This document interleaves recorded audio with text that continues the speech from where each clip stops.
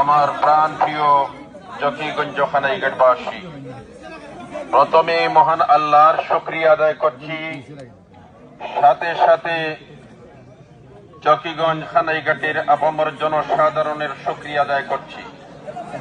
কেননা ওনারা মাথার ঘাম পায়ে ফেলে শ্রম দিয়ে মেহনত করে আমাকে বিজয়ী করেছেন। আমি বিজয়ী হয়েছি আলহামদুলিল্লাহ। তবে আমি এখন অনুধাবন করতেছি যে 2টি উপজেলার দায়িত্ব আমার উপর অর্পণ করা হয়েছে। আমি আপনাদের কাছে দোয়া চাচ্ছি, আপনারা দোয়া করবেন। আপনারা যে আমানতটা আমার উপর রাখেছেন, আমি যাতে এই আমানতের যথাযথ রক্ষণাবেক্ষণ করতে পারি। সম্মানিত এলাকাবাসী, আমরা চাই আগামী খানাইঘাট জকিগঞ্জ মাদক মুক্ত হোক, সন্ত্রাস মুক্ত হোক, দুর্নীতি মুক্ত হোক। এই কাজ করতে হলে আপনারা আমাকে সহযোগিতা করতে হবে। প্রশাসনের বিভিন্ন সেক্টরে যারা দায়িত্বশীল আছেন, ওনাদেরও আমাকে সহযোগিতা করতে হবে।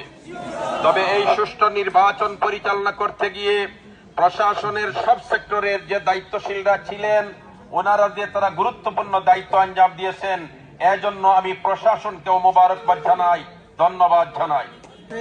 সম্মানিত এলাকাবাসী,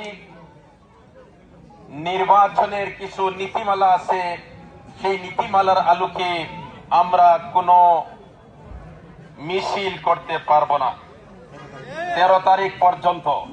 অতএব আমি আপনাদের কাছে আহ্বান জানাবো, মহান আল্লাহ যে আমাদেরকে বিজয় দান করেছেন, আসলে প্রকৃতপক্ষে আমি বিজয়ী হই নাই, বিজয়ী হয়েছে জকিগঞ্জ খানাইঘাটের আপামর জনসাধারণ। এখন আমাদেরকে প্রথমে মহান আল্লাহর শুকরিয়া আদায় করতে হবে। আমরা যাদের সামর্থ্য আছে, সুযোগ আছে, আমরা মহান আল্লাহর দরবারে 2 রাকাত নফল নামাজ পড়বো ইনশাআল্লাহ। 2 রাকাত নফল নামাজ পড়ে আল্লাহর কাছে ফরিয়াদ করবো, হে আল্লাহ, এই যে গুরু দায়িত্ব মুফতি আবুল হাসানের উপর অর্পণ করা হয়েছে, ইনাকে এই দায়িত্ব পুরোপুরি ভাবে আঞ্জাম দেওয়ার তৌফিক দান করুন। সম্মানিত এলাকাবাসী, আমি বারবার আপনাদেরকে বলছি, আপনাদের ঋণ আমি পরিশোধ করার মতো নয়।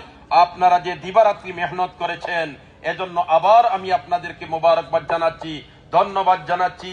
আমরা দেশের আইন মেনে চলার চেষ্টা করি, আমরা শৃঙ্খলা রক্ষা করে চলার চেষ্টা করি, যাতে করে আমি আপনাদের সামনে আপনাদের